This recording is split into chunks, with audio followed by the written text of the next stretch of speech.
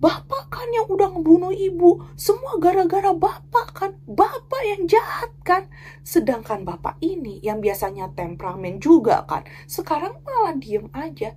Dia nggak menyanggah sama sekali tuduhan Mas Yoga itu. Dan malah tiba-tiba bapak ini tuh menangis sambil ngomong, iya, seharusnya bapak yang mati, bukan ibu. Hai kawan Nona, thank you udah klik video ini. Seandainya kamu punya orang tua kaya raya, apa sih yang pengen kamu minta? Mobil, rumah, jalan-jalan ke luar negeri, gadget baru. Seandainya semua bisa diturutin, tapi ternyata semua itu duitnya iblis, gimana? Dan yang parah, setiap 10 tahun iblis itu meminta tumbal nyawa dari anggota keluarga. Dan tahun ini bisa jadi kamulah yang jadi tumbalnya. Bagaimana ceritanya? Sini-sini, Nona ceritain.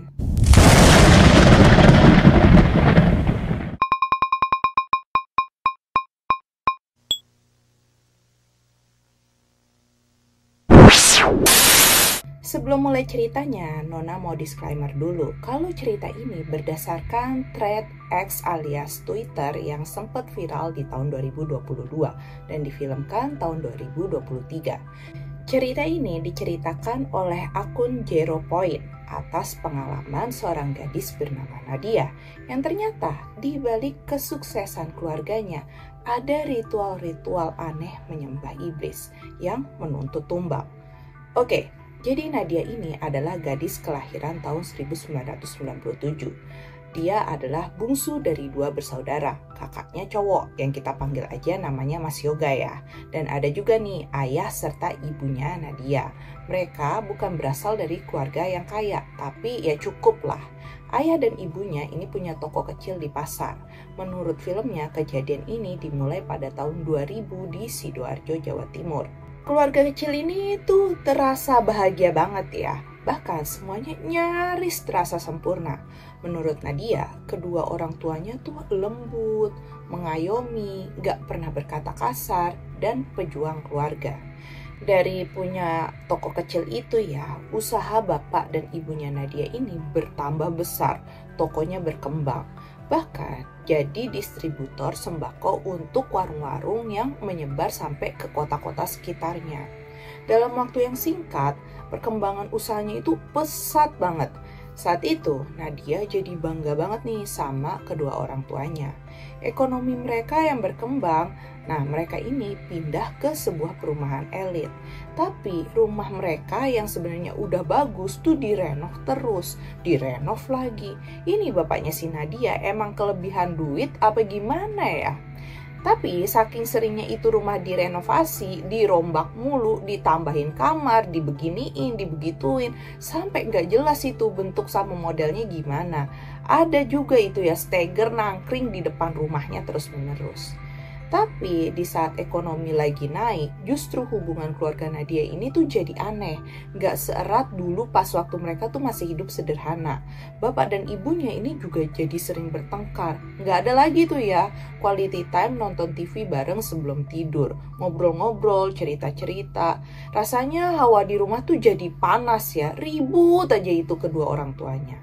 Yang paling aneh tuh sebenarnya si bapak. Bapak tuh jadi temperamental. Nggak ada tuh ya yang boleh bersih-bersih rumah. Padahal itu rumah kan direnov terus ya. Tapi bekas debu apa gitu ya nggak boleh dibersihin. Lah boro-boro dibersihin. Pernah tuh ya sekali si Nadia nyoba ngepel kamarnya. Pas ketahuan si bapak malah marah-marah. Terus teriak, "Kamu mau mati, hah?" Aneh banget gak sih si bapak ini? Apa hubungannya juga bebersih sama mati kan? Nah, itulah yang ngebuat rumahnya Nadia ini walaupun kelihatan besar tapi tuh kotor banget. Sampai lebih mirip kandang ketimbang dibilang rumah gitu ya. Nadia juga tuh sampai malu gitu dan gak pernah dia tuh ngajak temennya main ke rumahnya. Walaupun hidup nggak sesempurna itu, Nadia pikir ya udahlah ya, mungkin itu konsekuensinya karena usaha mereka tuh makin besar, orang tuanya sibuk dan ya jadi kan mereka capek dan ya gampang marah gitu.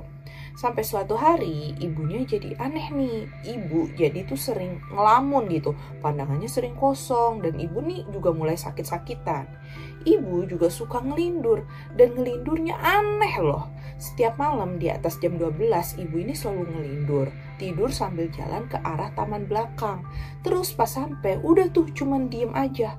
Natap ke arah pohon jambu yang ada di belakang rumah. Kadang juga ngelindur jalan keluar rumah. Tapi ya cuman jongkok aja gitu di teras terus ngelamun dengan tatapan kosong. Nah si ibu juga sering nih teriak-teriak histeris ketakutan. Kayak disergap makhluk yang gak tahu kayak apa. Tapi cuman ibu sendiri yang bisa lihat gitu ya.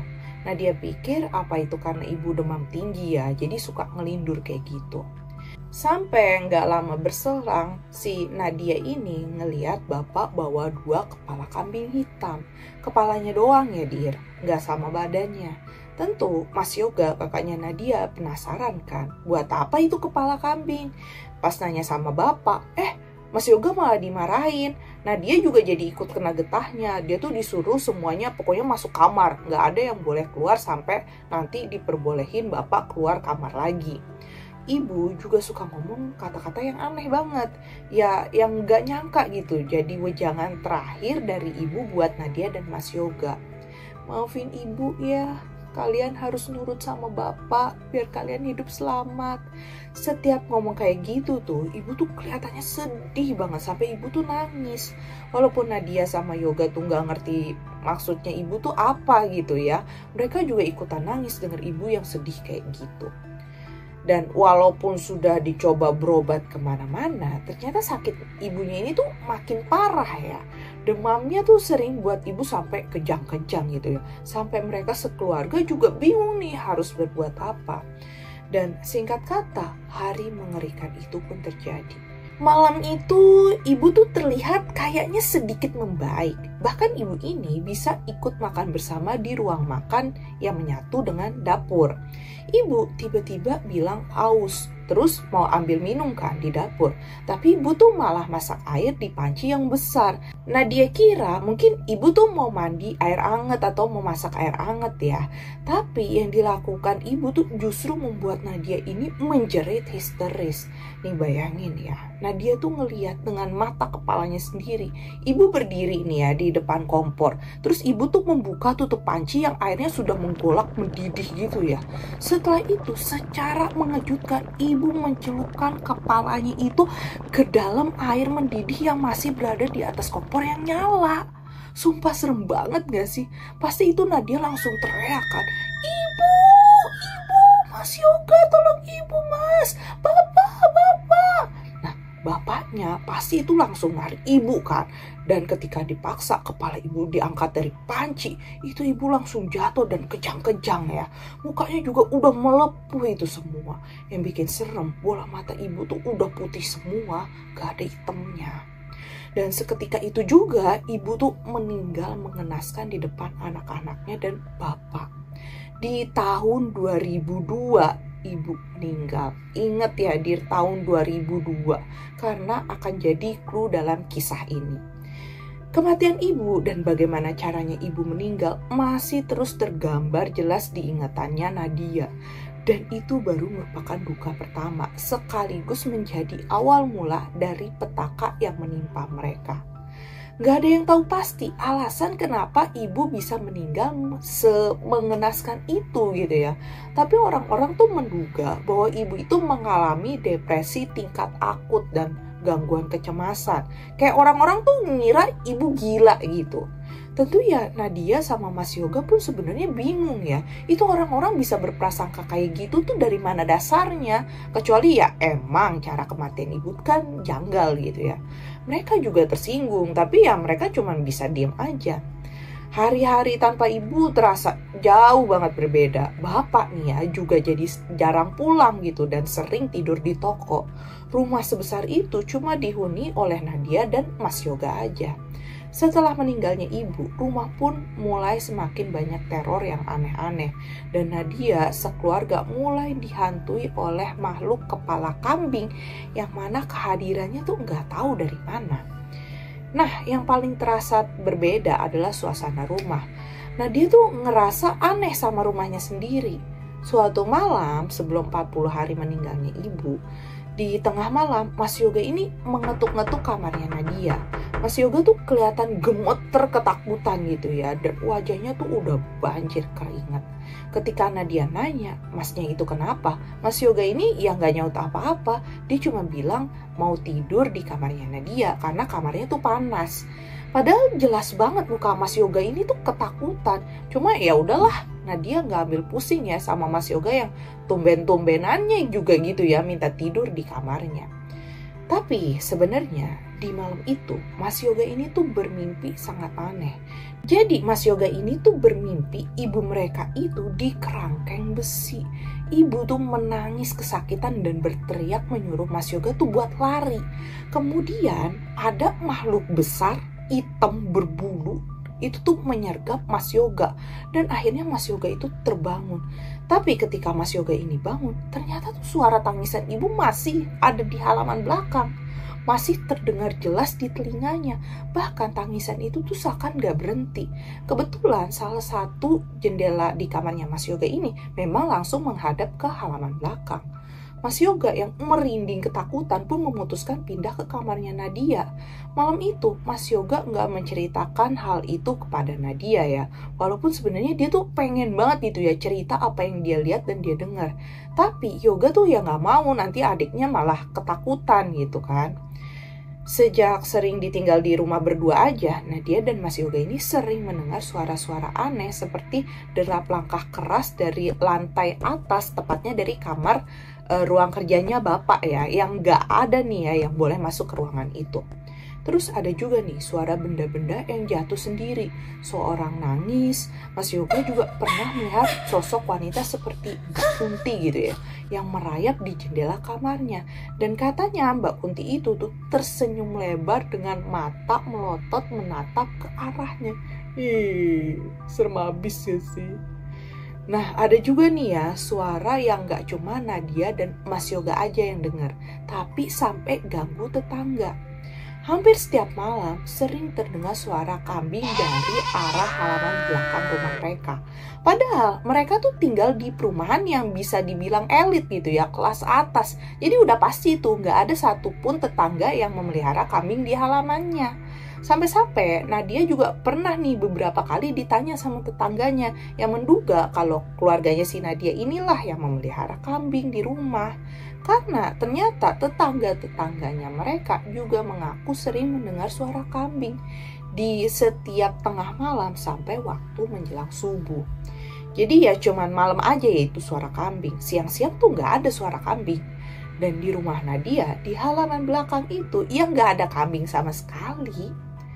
Tapi yang pasti setiap hari Senin bapaknya Nadia ini selalu membawa kepala kambing hitam seperti untuk ritual-ritual aneh yang bapak lakukan di ruangan kerjanya di lantai atas itu ya. Dan tahun demi tahun mereka berusaha terbiasa dengan segala keanehan-keanehan di rumah itu.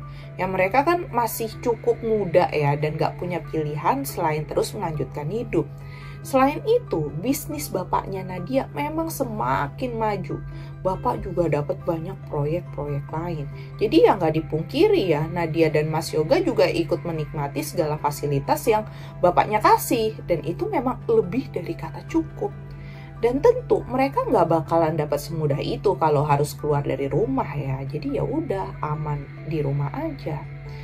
Tapi di balik semua keanehan bapak dan temperamennya yang mudah naik darah, bapak tuh ya juga sering banget bersedekah ke masjid dan ke panti-panti. Nah, hal positif inilah ya yang Nadia lihat dan ya udah jadi tuh dia menampik segala pikiran buruk tentang si bapak. Nadia masih pikir, enggak kok bapak sebenarnya orang baik, buktinya aja bapak suka sedekah gitu kan. Sampai singkat kata pada tahun 2012 bapak dan Mas Yoga ini tuh bertengkar hebat banget. Waktu itu tuh ya Mas Yoga sampai marah banget. Udah gak terkendali lah ya. Sampai Mas Yoga ini bawa-bawa pisau dan ngancem mau ngebunuh bapak. Mas Yoga ini nih neriakin bapak ya dengan kata-kata kasar. Sambil tuh ngacung-ngacungin itu pisau. Nah, udah kayak orang kesetanan dah pokoknya Mas Yoga itu. Bapak kan yang udah ngebunuh ibu. Semua gara-gara bapak kan. Bapak yang jahat kan. Sedangkan bapak ini yang biasanya temperamen juga kan. Sekarang malah diem aja. Dia nggak menyanggah sama sekali tuduhan Mas Yoga itu. Dan malah tiba-tiba bapak ini tuh menangis sambil ngomong, "Iya, seharusnya bapak yang mati, bukan ibu." Nah dia yang lihat itu ya dia tuh cuma bisa nangis, bingung dan gak ngerti mesti berbuat apa. Dia juga gak tahu nih apa yang sebenarnya terjadi. Dan disinilah ya bapak akhirnya tuh menjelaskan misteri tentang kematian ibu mereka. Dan apa yang telah bapak perbuat selama ini ya. Ternyata bapak melakukan pesugihan dan semua itu atas persetujuan ibu. Mulanya perjanjian itu tidak meminta tumbal manusia, hanya ritual dan penyerahan kepala kambing hitam sebagai pengganti tumbalnya, seperti yang dilakukan bapak setiap hari Senin.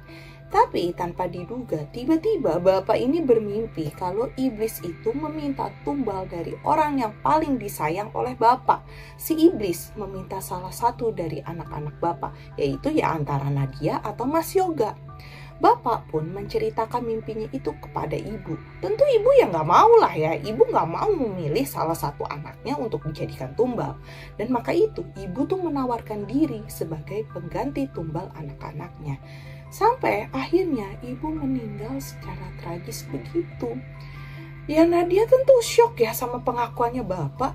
Dia nggak ngerti mesti bersikap bagaimana. Sebagai gadis yang baru berusia 15 tahun mendapati kenyataan yang gak bisa dipercaya kayak gini, tentunya ya Nadia cuma bisa nangis terseduh-seduh.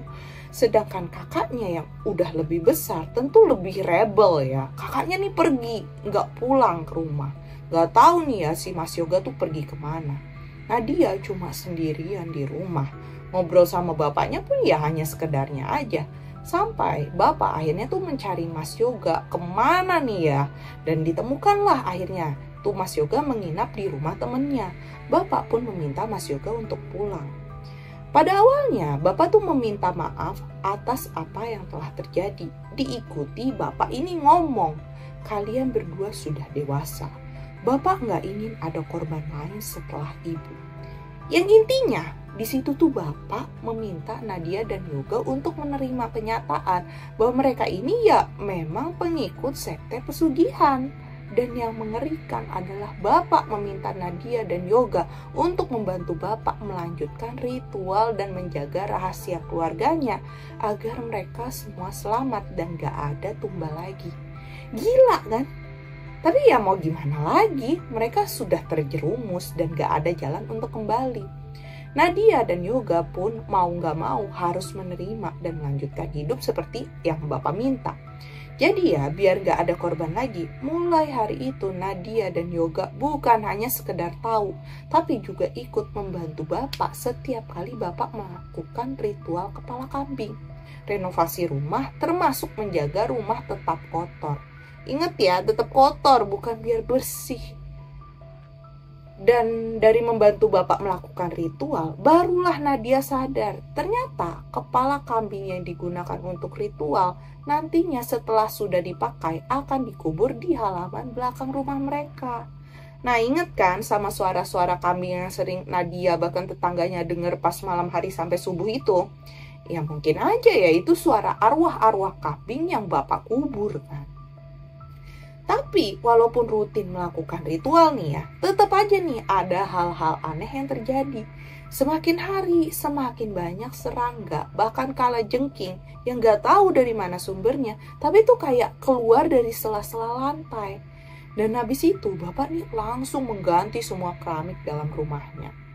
Seluruh penghuni di rumah itu dibuat gak nyaman dan was-was ya. Apalagi nih yang bakal terjadi besok, gangguan macam mana lagi. Dan bener aja selalu ada gangguan bahkan setelah ritual itu dilakukan. Sampai beberapa bulan di tahun 2012 si iblis ini kembali meminta tumbal manusia. Siapakah kali ini? Tapi sebelum lanjut ceritanya, jangan lupa dong buat like dan share cerita ini sebanyak-banyaknya. Jangan lupa juga buat subscribe channel Nona, biar Nona nih makin semangat ya untuk berbagi ceritanya. Oke? Ayo, ada yang bisa tebak gak kawan Nona nih? Siapa yang akhirnya harus jadi tumbal? Iya, kali ini giliran Mas Yoga. Mas Yoga ditemukan meninggal secara mendadak dengan sekujur tubuhnya membiru dan matanya tuh mendelik ke atas seperti orang tercekik gitu ya. Mas Yoga sempat dibawa ke dokter saat masih kejang-kejang ya. Tapi ternyata Mas Yoga sudah meninggal sejak di perjalanan menuju rumah sakit. Dokter bilang penyebabnya karena penyumbatan pembuluh darah yang kemudian berdampak ke paru-paru dan jantungnya Mas Yoga.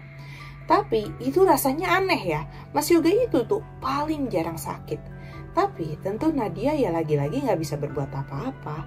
Kakaknya sudah meninggal, dia hanya bisa menangis dan dalam hatinya tuh mengutuki bapaknya. Nadia benci banget sama bapaknya saat itu ya, semuanya gara-gara bapak. Tapi kejadian itu makin membuat teror makin ekstrim. Nadia tuh mengalami banyak kejadian-kejadian yang aneh dan teror yang bikin dia tuh jadi susah tidur. Seolah Nadia jadi bisa melihat mereka yang gak kasat mata. Padahal selama ini Nadia tuh tumpul banget, gak bisa lihat yang gaib-gaib sama sekali gitu.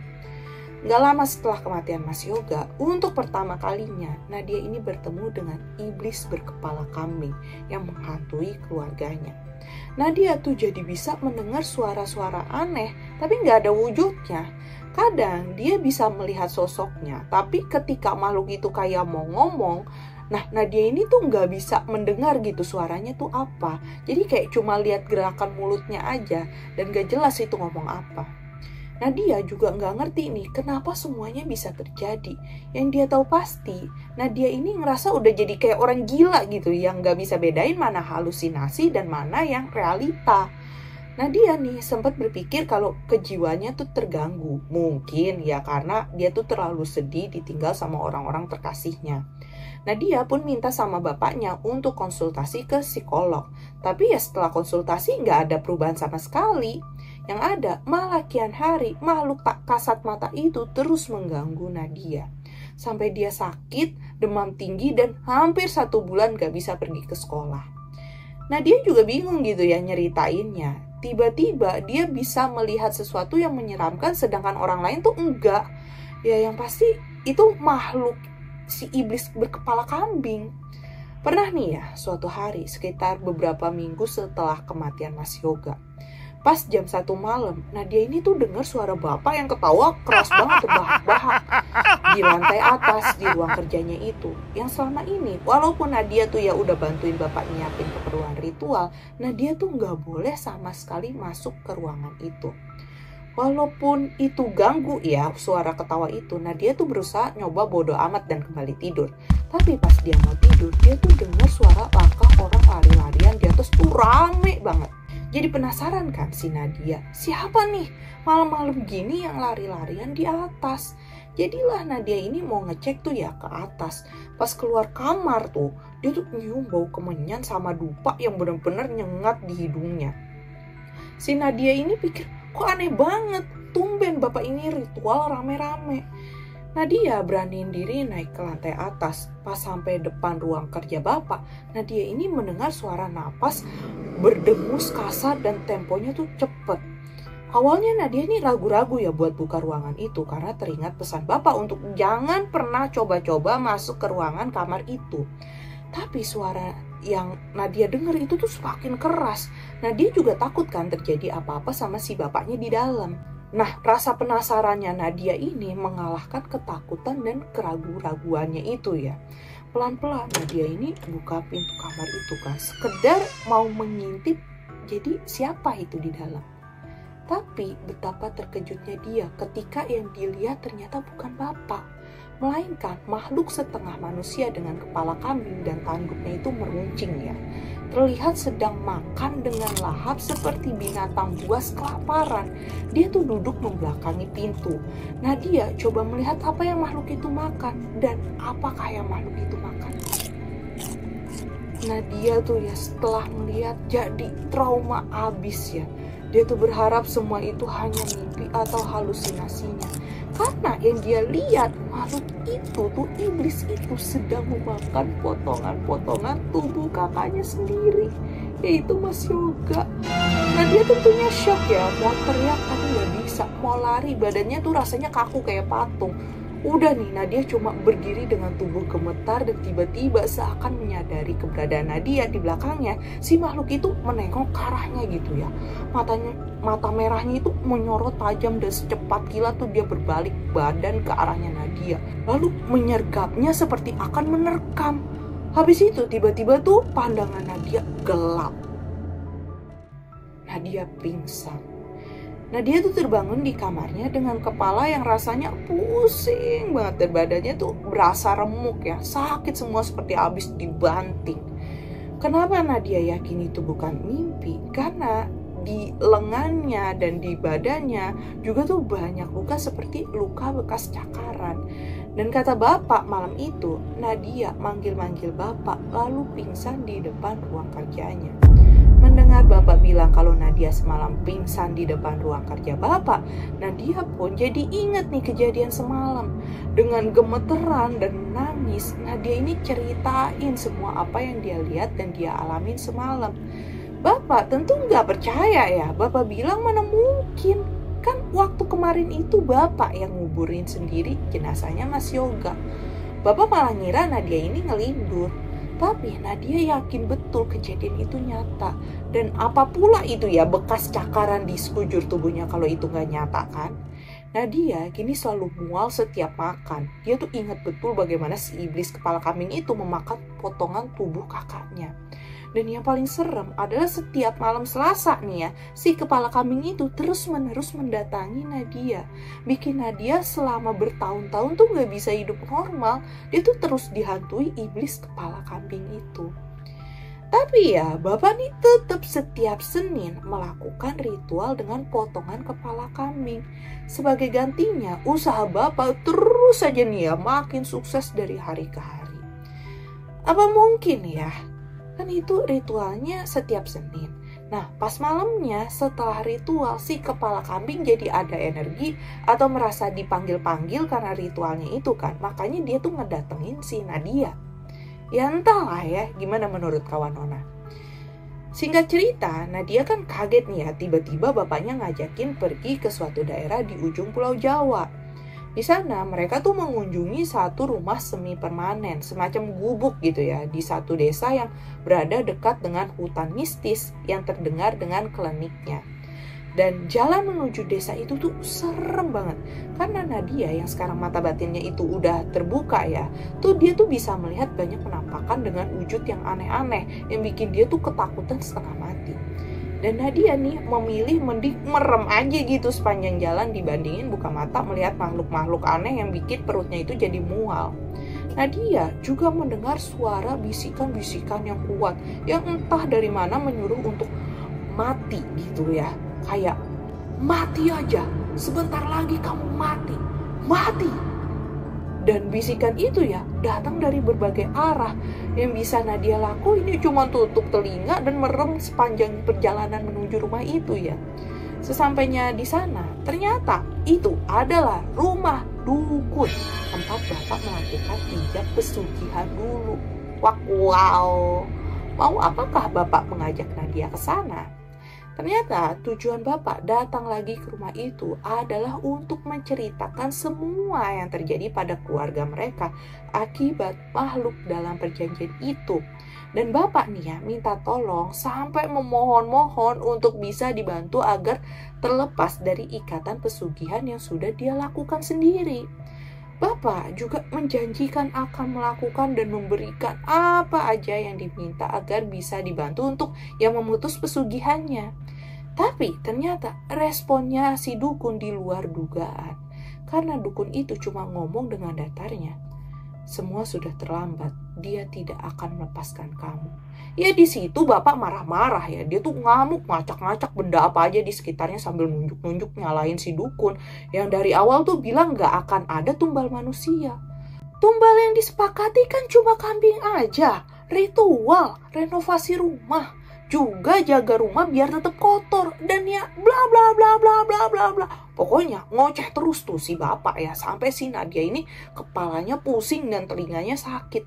Tapi si dukun ini malah balik membentak bapak dan bilang, keserakahan kamu sendiri yang bikin kamu kayak gini. Setelah itu Nadia dan bapaknya malah diusir si dukun ya.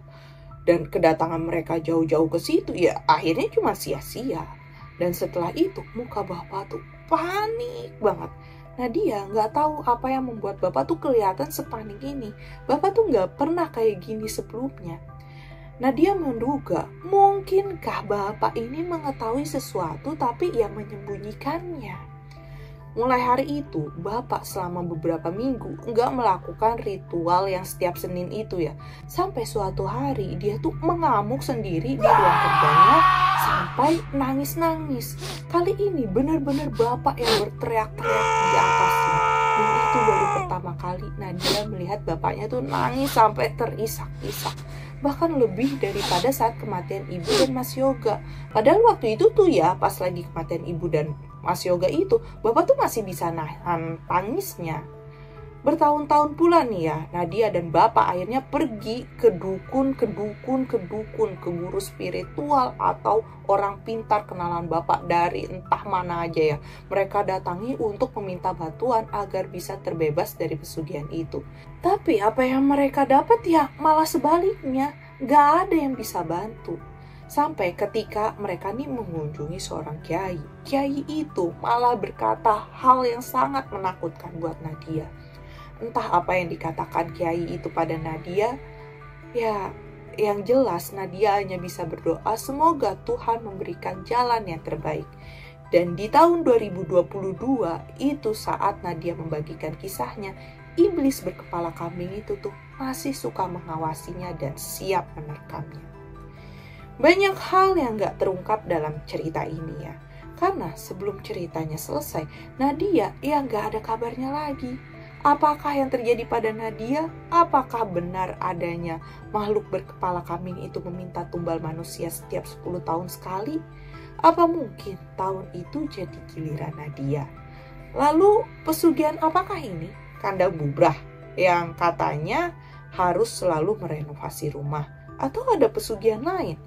Buat kawan Nona yang punya pendapat bisa langsung komen di bawah ya.